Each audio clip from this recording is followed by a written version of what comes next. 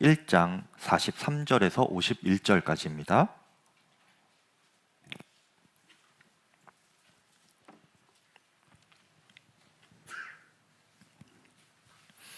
요한복음 1장 43절에서 51절까지 저와 교독하시겠습니다.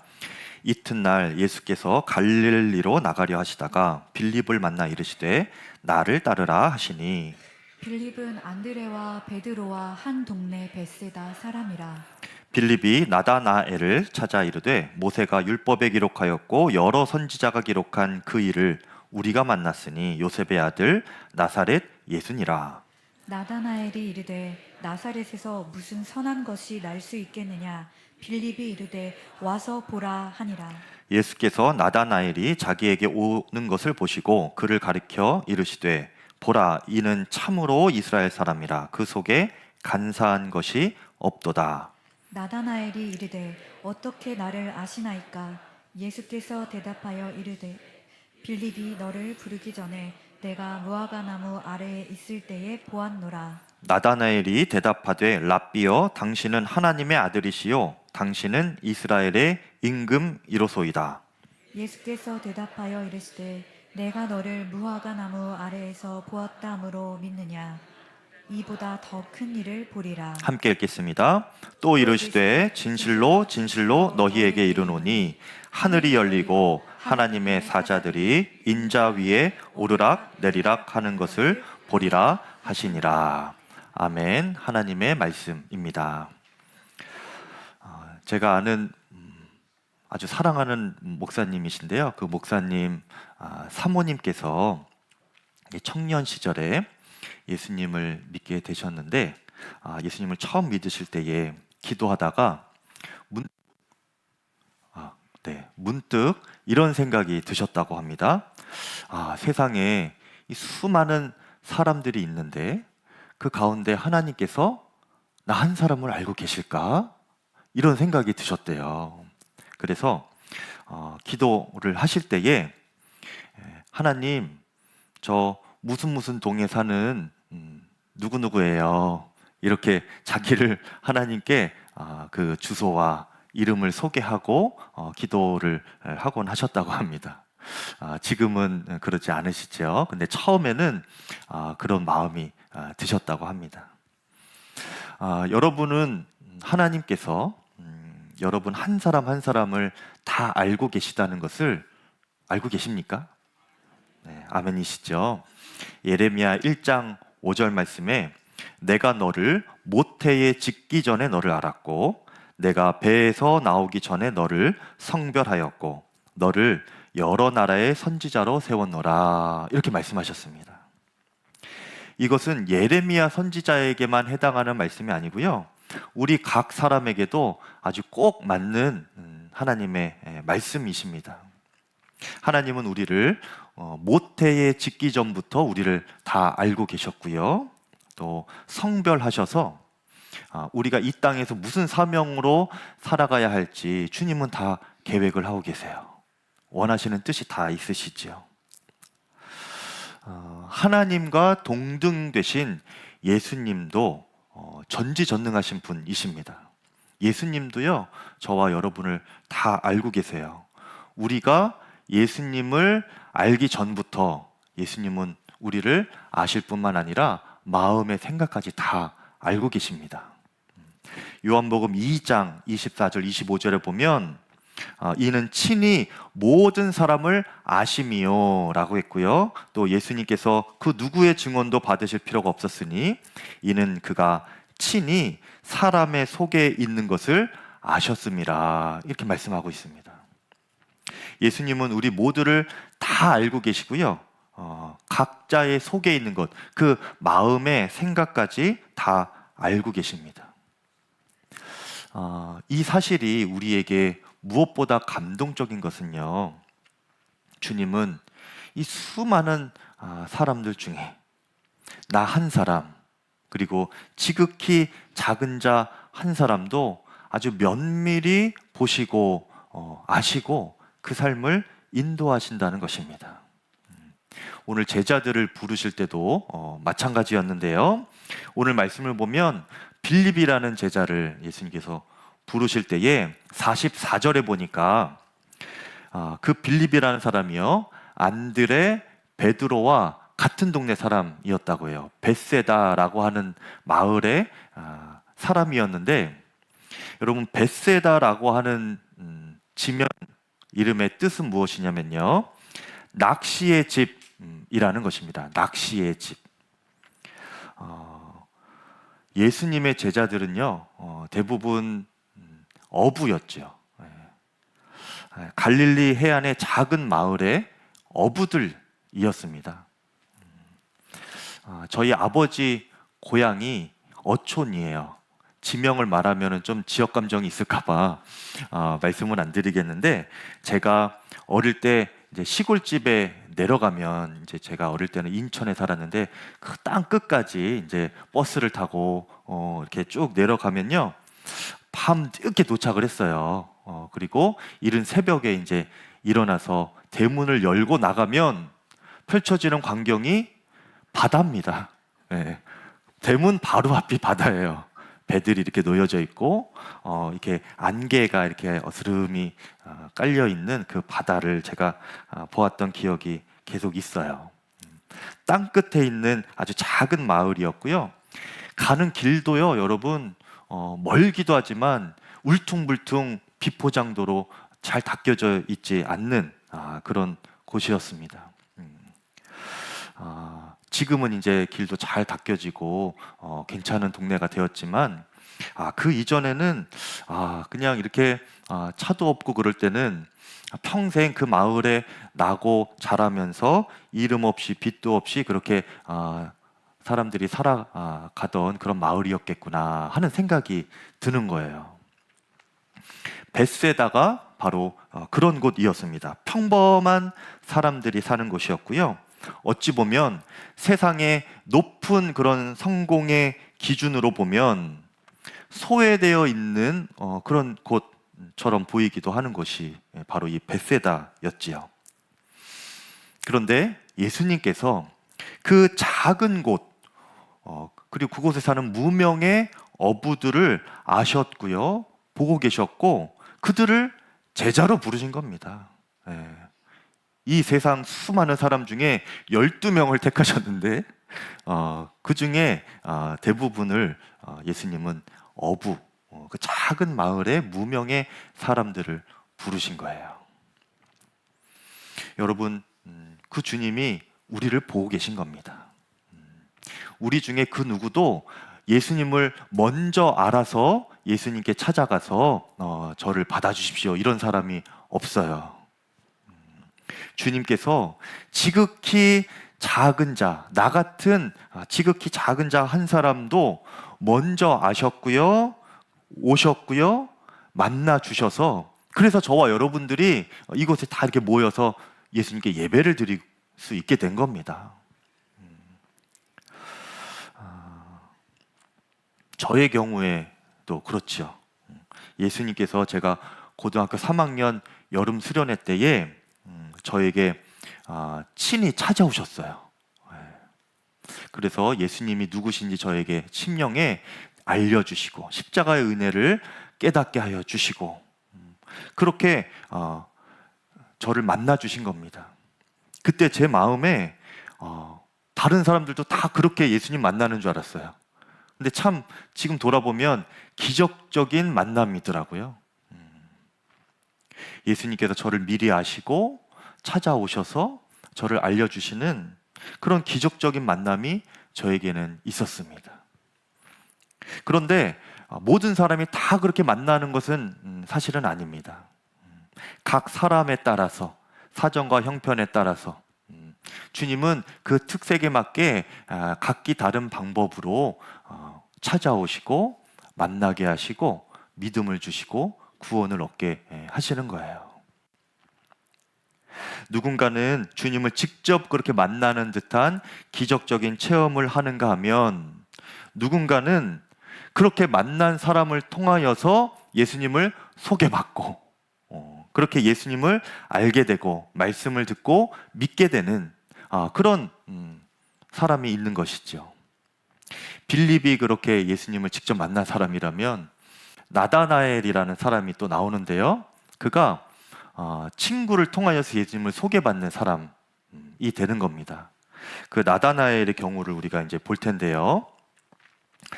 빌립이 자신을 이렇게 찾아오신 예수님을 만나고 교제하면서 예수님에 대해서 깊이 알게 됩니다. 이분이 하나님의 아들이시구나. 우리 조상들이 그리고 성경에 예언된 메시아가 바로 이분이시구나. 예수님의 그 하나님 되심을 교제하면서 강력하게 경험하게 되는 것입니다. 그 깨달음이 얼마나 빌립의 마음에 충격적이고 기뻤는지 그가 그냥 잊지 못했어요. 자신만 알고 있지 못하는 것입니다. 그래서 그의 친구인 나다나엘이라는 사람을 찾아가요. 이 나다나엘은 다른 복음서에 보면은 바돌로메라고 하는 그런 예수님의 12제자를 가리킨다라고 하는 것이 이제 많은 학자들의 의견인데요. 그 나다나엘을 이 빌립이 찾아간 겁니다. 그래서 나다나엘에게 빌립은 그가 자신이 만난 예수님을 이렇게 소개를 해주는데요. 한마디로 말하면 전도하는 거죠.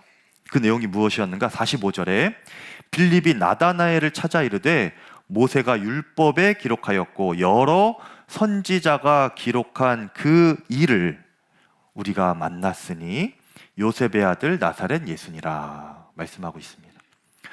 우리 성경에 예언된 그 메시아 구원자 그분을 내가 만났어. 나다나엘아, 그분이 나사렛에 사시는 예수라는 분이야. 이렇게 소개를 한 거예요.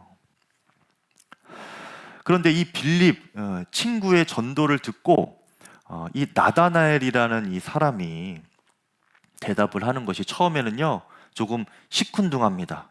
굉장히 유명한 구절이죠. 46절에 나다나엘이 이르되 나사렛에서 무슨 선한 것이 날 수가 있겠느냐 이렇게 말합니다. 나사렛에서 무슨 선한 것이 날 수가 있겠느냐. 당시 이 나사렛이라는 곳은요 갈릴리 지역의 한 지역이었습니다.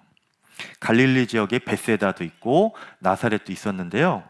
이 갈릴리 지역 자체가 좀 이렇게 소외된 지방 지역이었던 거예요. 그런데 그 갈릴리 사람들 안에서도요 이 나사렛 사람들을 이렇게 무시하는 경향이 있었던 그런 곳이 이 나사렛이었던 거예요. 작고 변방에 속한 그냥 속된 말로 말하면 촌동네였던 거지요.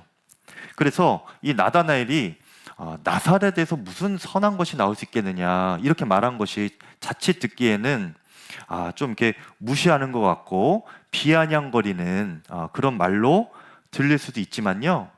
사실은 그것보다 더 정확한 이유가 따로 있습니다. 그것이 무엇인가?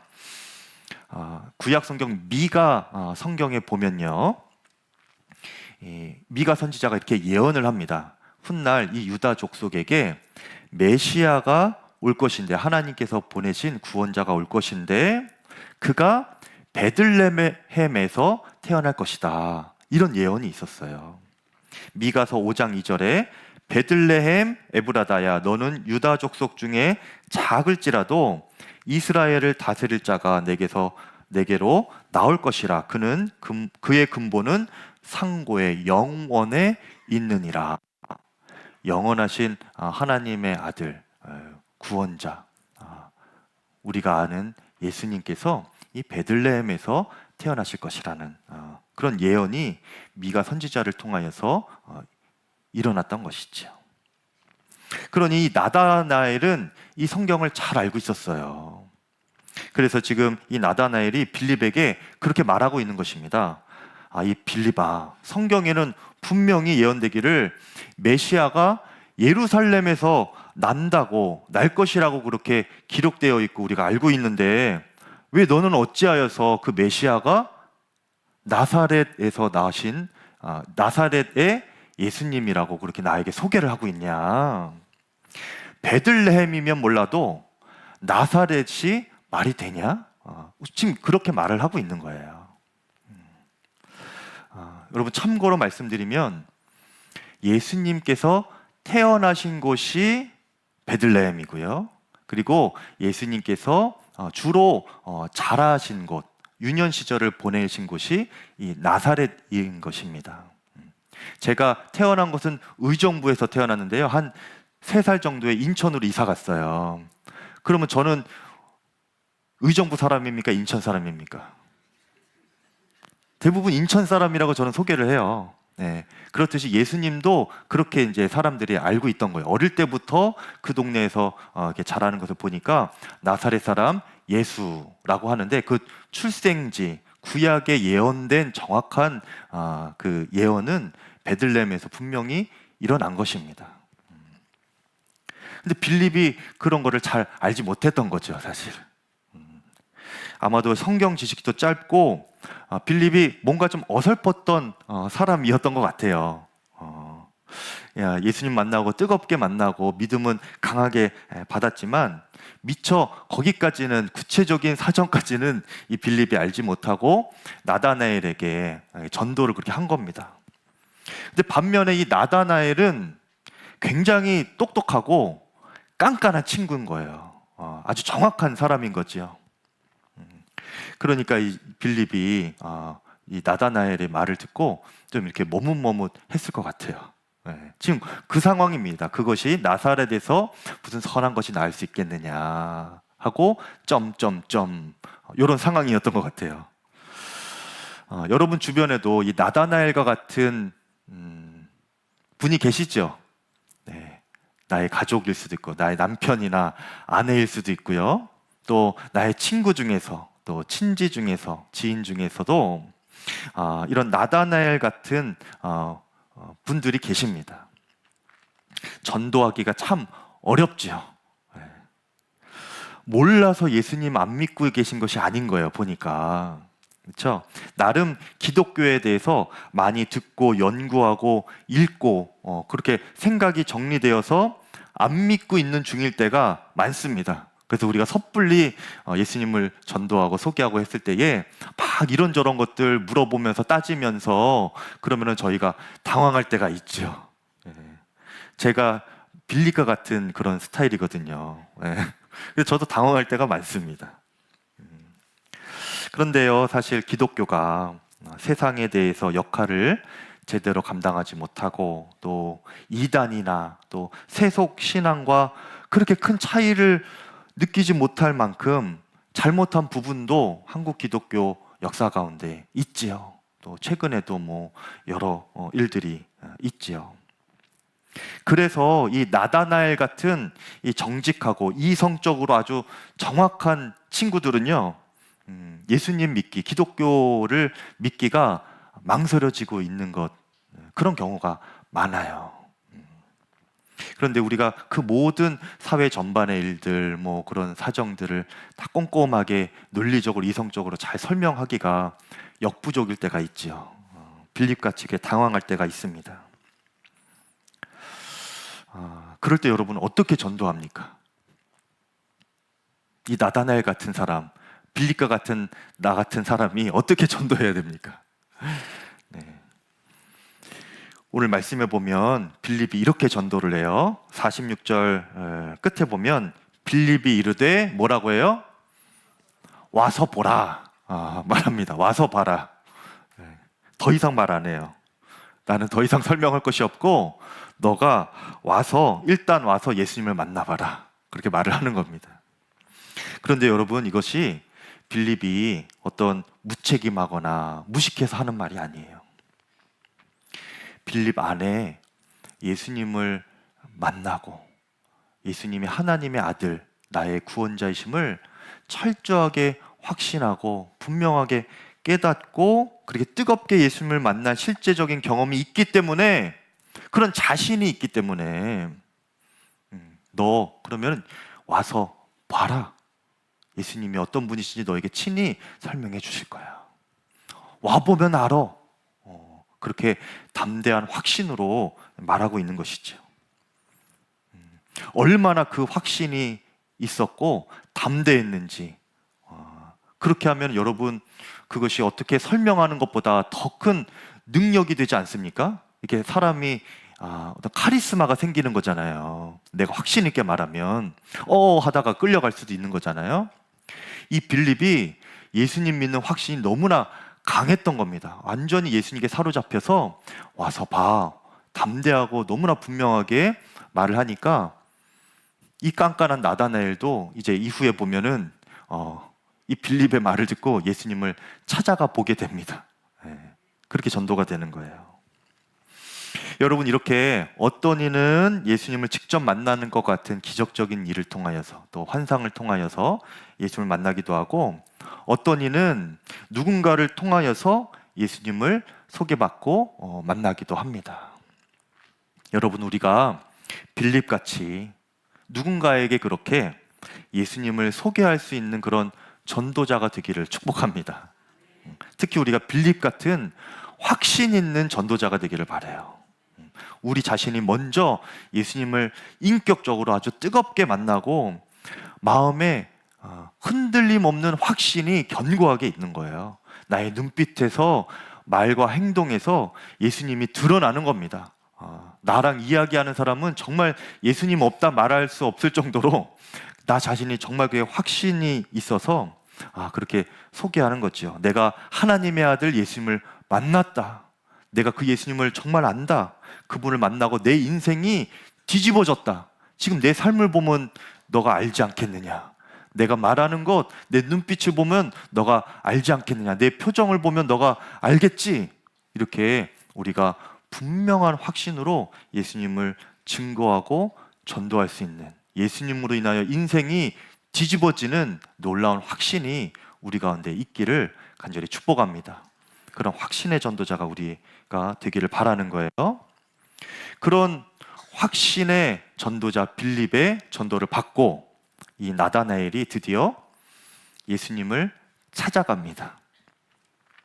오늘 예배 가운데도 또 온라인으로 예배드리는 분들 중에서도 누군가에게 그렇게 예수님을 소개받아서 오신 분들 계시면 여러분 축복합니다. 네, 잘 오셨습니다. 그렇게 찾아온 나다나엘을 보면서 예수님께서 하신 첫 마디가 무엇이었는가? 47절입니다. 예수께서 나다나엘이 자기에게 오는 것을 보시고 그를 가리켜 이르시되 보라, 이는 참으로 이스라엘 사람이라 그 속에 간사한 것이 없도다. 이렇게 말씀하세요. 간사한 것이 없다라고 하는 것은요, 그 속에 거짓이 없다. 아주 정직한 사람이다. 이런 말입니다. 사람의 마음까지 다 아시는 예수님이라고 했죠. 이 나다나엘의 심령도 다 꿰뚫어 보고 계신 거예요. 그렇게 말씀하신 겁니다. 그런데 여러분, 이 나다나엘이 그렇게 장점만 있는 사람이었겠습니까? 생각해 보면 예수님께서 그 심령을 꿰뚫어 보셨을 때에 정직한, 간사한 것이 없는 그 장점만 이렇게 있었겠어요? 단점도 있었겠죠. 그렇죠? 예수님께서 이렇게 나다나엘을 보시니까 그가 냉철하고 이성적인 면이 있어요. 능력이 있는데 그 장점이 있지만 그것이 지나쳐서 아주 그냥 깐깐하고 비판적인 면이 강하다는 것도 아셨습니다.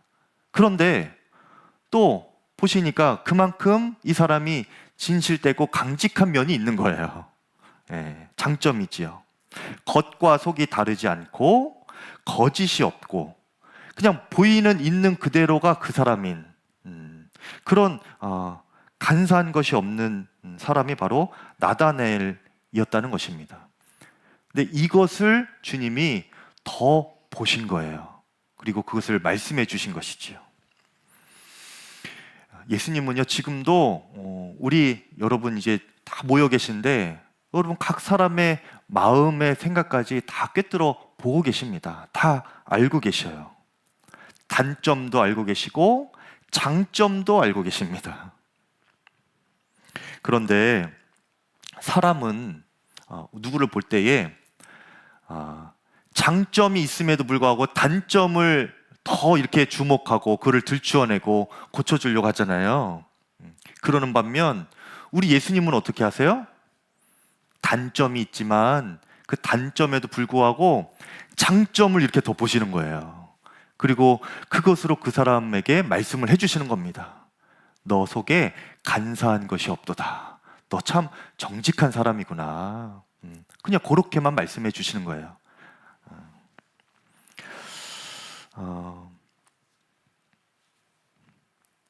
여러분, 이 예수님이 우리에게 얼마나 감사한 주님이신지 모릅니다. 그 이유는요, 여러분, 우리가 살다 보면 나 자신조차도 내가 누구인지 잊어버릴 때가 있습니다. 나 자신이 나를 잃어버릴 때가 있어요. 살다 보면 또 여러 일을 겪다 보면 순수했던 나의 모습, 나의 본성을 어느 순간 놓치고 살아갈 때가 있습니다.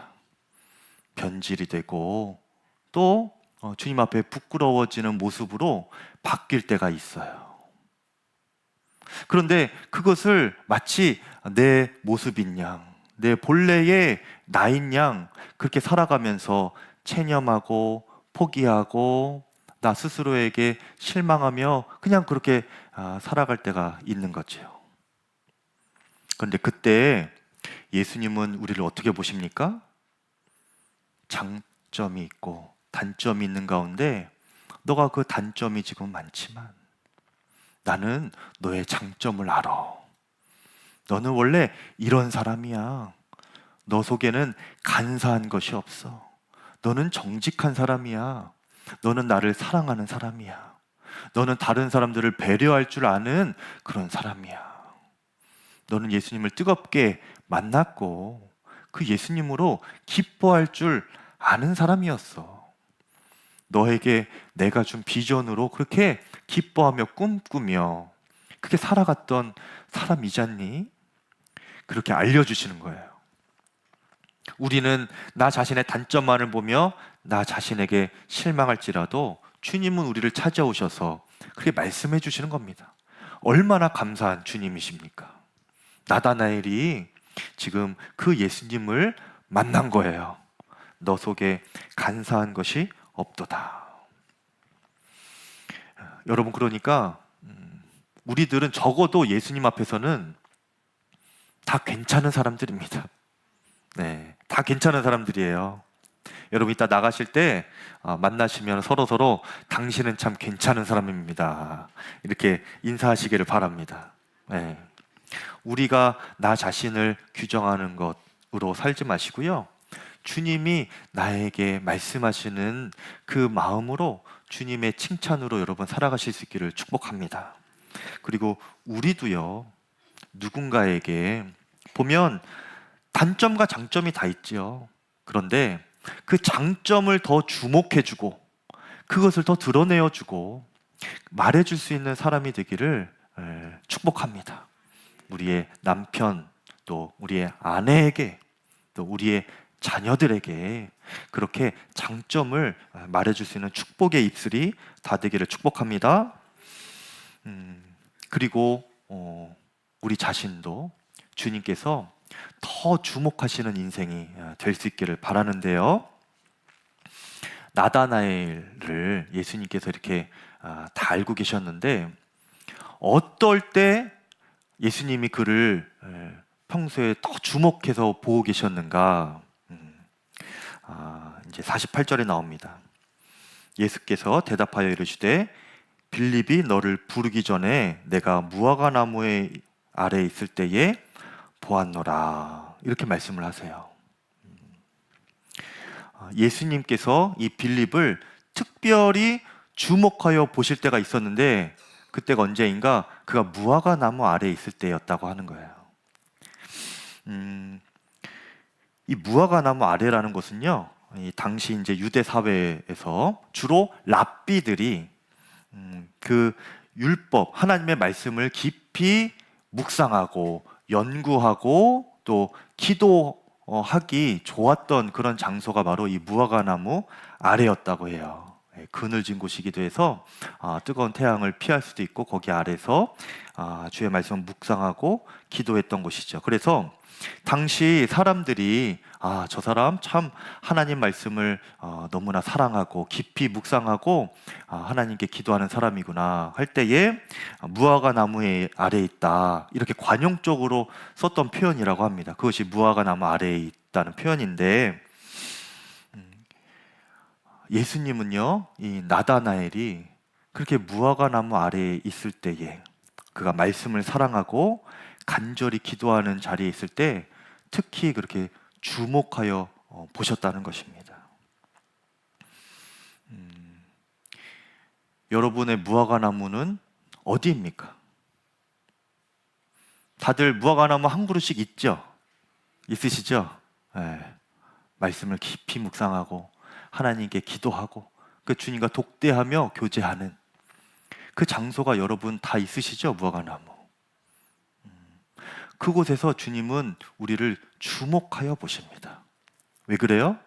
우리가 하나님을 간절히 찾고 갈망하고 아직 구체적이지는 않고 만져지진 않지만 그 하나님을 향한 갈망함이 너무나 많아서 그렇게 우리가 주님을 찾기를 원하는 그 장소로 가니 주님은 당연히 우리를 주목하실 수밖에 없지요. 그곳이 무화과 나무 아래입니다.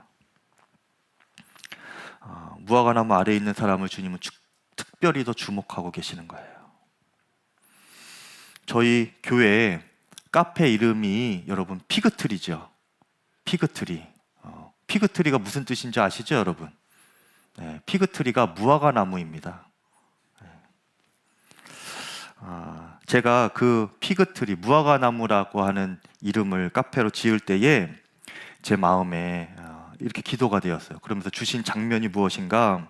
성도님들이 그 피그트리에 앉아서, 카페에 앉아서 성경 읽으시고 또 주님을 깊이 묵상하며 만나시고 기도하시면서 그렇게 주님과 독대하는 것이 제가 기도하면서 떠올린 그런 장면이었습니다. 그래서 무화과 나무, 영어로 피그트리라고 하는 이름으로 카페 이름을 짓게 된 거예요. 그렇게 깊이 기도하다가 더 깊이 기도하고 싶으면 옆에 있는 드림홀에 가서 또 기도하시고 또 혼자 기도하고 싶으시면 그 옆에 계단 밑에 복의 통로가 있잖아요. 거기에서도 기도하시고 그러시라고 그렇게 꿈을 꾸면서 피그트리 카페 이름을 지었습니다. 왜 그렇겠습니까? 하나님께서 그 피그트리, 무화과 나무 아래에 있는 성도를 특별히 더 주목하시기 때문에 그래요. 우리 성도님들이 그렇게 주님의 사랑을 더 받았으면 좋겠다, 주님께서 그렇게 주목하시는 인생이 되었으면 좋겠다 하는 그런 마음이었습니다. 여러분, 그 피그트리 통하여서 여러분 하나님 더 알아가시게 되길 축복하는데, 마음 같아서는 우리 교회 전체가 그런 피그트리가 되기를 바랍니다. 우리 아이들에게도 그렇게 말씀 읽고 기도하며 하나님을 향하여 나아갈 수 있는, 주님과 독대하며 주님이 더 주목하시는 인생이 될 수 있는 그 거대한 무화과 나무, 이 피그트리가 우리 양평감리교회가 되기를 축복합니다. 그렇게 무화과 나무를 자주 찾는 사람에게, 주님께서 그렇게 주목하시는 인생에게 주님께서는 놀라운 복을 주세요. 나다나엘에게 어떻게 말씀하셨는가? 자, 51절에 보니까 진실로 진실로 너희에게 이르노니 하늘이 열리고 하나님의 사자들이 인자 위에 오르락 내리락 하는 것을 보리라 하시니라 말씀하셨습니다. 그리고 이 전에 50절에 보면 이보다 더 큰 일을 보리라 말씀하시면서 말씀을 주신 거예요. 하나님의 사자들이 오르락 내리락 하는 것, 이 모습은요, 창세기 28장에 보면 요셉이 이제 꿈을 꿀 때에 이 사닥다리가 있고 또 어떤 번역본으로는 층계라고도 합니다. 그 층계 또는 사닥다리에 하나님의 천사가 오르락 내리락 하는 이 장면을 야곱이 보게 됩니다. 이것을 예수님께서 인용하신 거예요. 그때 이제 야곱이 그 장면을 보고 그곳을 베델이라고 이름 짓습니다. 이것은 하나님의 집이라는 뜻인데요. 왜 베델이라고 지었는가? 그가 그곳에서 환도뼈 부러지고 그 환성을 이렇게 본 거예요. 그때 그곳이 이 야곱에게는 하나님을 만난 자리였기 때문에 그래요.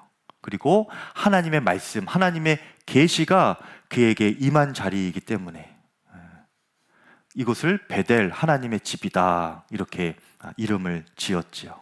그래서 이 유대인들에게 있어서 이 사닥다리 또 베델이라고 하면요, 하나님의 임재가 있는 곳이구나, 또 하나님의 계시, 하나님의 말씀이 하늘에서 땅으로 또 땅에서 하늘로 오르락 내리락 하는 그런 장소이구나, 그렇게 알고 있는 거예요. 그것을 예수님이 지금 나다나엘에게 말씀해 주신 것입니다. 그리고 이 사다리가 바로 예수님 자신임을 알려주시는 겁니다. 그래서 나다나엘아, 내가 그 사닥다리야. 그래서 하나님의 말씀이, 하나님의 임재가 나를 통하여 이 땅 가운데 임하게 될 것이다. 하나님의 계시가 나를 통하여 이루어지고 하나님의 뜻이 나를 통하여서 이 땅 가운데 선포되고 완성되어질 거야. 그것을 너가 볼 것이다. 이것이 무엇입니까? 예수님의 십자가와 부활 사건이에요. 온 인류가 구원을 얻는 일이 예수님으로 완성이 되었지요. 뿐만 아니라 예수님은 우리에게도 말씀하고 계십니다.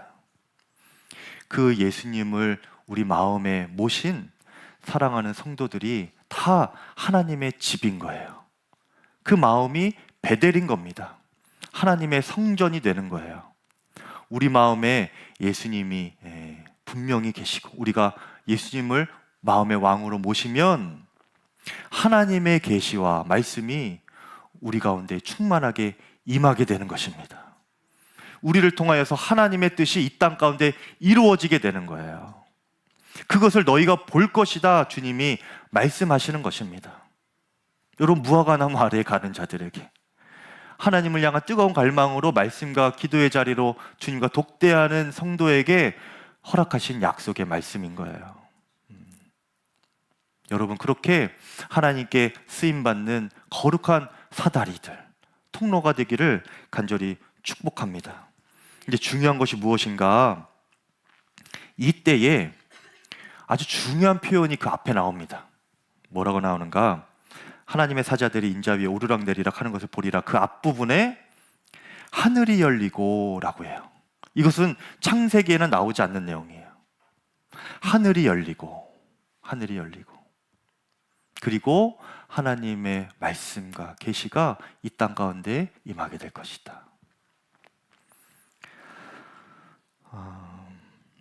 여러분, 우리 삶에도 하늘이 열리는 역사가 일어나기를 바랍니다.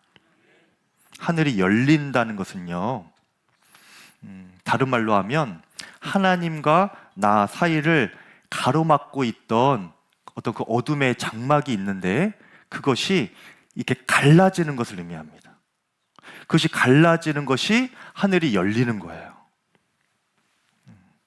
우리를 너무도 잘 아는 주님은요, 우리 자신과 하늘 사이에 가려진 것이 무엇인지 너무도 잘 알고 계십니다.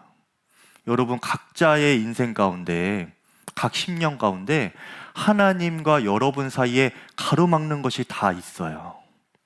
네. 그것을 하나님께서 다 아십니다. 그런데 그것이 이렇게 찢어 갈라지기를 바라는 거예요. 그것이 하늘이 열리는 겁니다. 죄가 사라지고 잘못된 습관이 찢어 갈라지고 불신앙이 찢어 갈라지고 그게 사라지기를 여러분 축복합니다. 그리고 주의 말씀이 하늘로부터 여러분의 심령 가운데 쏟아져 내리고 여러분의 심령이 주의 말씀으로 사로잡히기를 바랍니다. 그것이 하늘이 열리고예요. 교회에도 마찬가지예요, 여러분. 제가 우리 교회 부임하고 이제 기도하면서 또 여러 분들이 양평감리교회를 위하여서 기도하면서 해주시는 말씀들 중에 공통적인 한 가지 말씀들이 있었어요. 다 다른 분들이었는데 그분들이 저에게 이런저런 얘기를 이렇게 같이 나누면서 기도 제목도 나누면서 하다가 공통적으로 다 한 가지가 있었는데 무엇이었는가? 하나님께서 이 양평감리교회 위에 하늘이 열리는 그런 모습들을 이렇게 보여주시는 것 같다. 그렇게 말씀하시는 분들이 많더라고요. 여러분, 우리 교회가 언덕 위에 안 그래도 있지 않습니까? 우리 교회 하늘이 너무나 예뻐요, 여러분. 네. 그런데 교회를 너무도 잘 아시는 주님께서 기도하는 이들에게, 무화과나무 아래 들어가는 이들에게, 주님과 독대하는 이들에게 주님의 뜻을 알려주시는 것이지요. 내가 교회의 하늘문을 열고 주의 말씀을, 주의 계시를 쏟아 부어주겠다. 그렇게 하늘의 뜻이 이 땅 가운데 교회를 통하여서 이루어질 것이다. 그런 말씀을 주시는 것이라 저는 믿습니다. 여러분, 교회를 덮고 있는 모든 어둠의 장막이 갈라지고 하늘이 열리고 하나님 말씀이 쏟아지는 그런 양평감리교회가 되기를 간절히 소망하고 축복합니다. 온 성도가 그래서 말씀에 사로잡혀가지고 아멘 아멘 하면서 순종하고 이 땅에 주의 복음을 담대하게 이 빌립처럼 강한 확신과 담대함으로 전하면서 많은 사람들이, 이 양평 땅의 수많은 영혼들이 예수님께 매료가 되는, 사로잡혀 버리는 그런 역사가 교회와 모든 성도님들을 통하여 나타나기를 축복합니다. 하늘이 열리는 거예요. 나를 가장 잘 아시고 교회를 가장 잘 아시는 주님께서 다 보고 계셨습니다. 그리고 다 계획하고 계시는 거예요. 그것을 이루실 분이 주님이시고, 무화과나무 아래 가는 이들, 말씀과 기도로 주님께 독대하는 이들을 통하여서 그 일을 더 구체적으로 이루어 가실 줄을 믿습니다. 그 주님을 우리 마음에 왕으로 모실 수 있기를 바랍니다. 그리고 말씀과 기도로 충만한 삶이 되어서 하나님께서 예비하시고 일으키실 그 큰 일을 우리 모두가 보는 귀한 은혜가 있기를 간절히 축복합니다. 이 시간 우리 찬양 부르시고 우리 기도할 텐데요.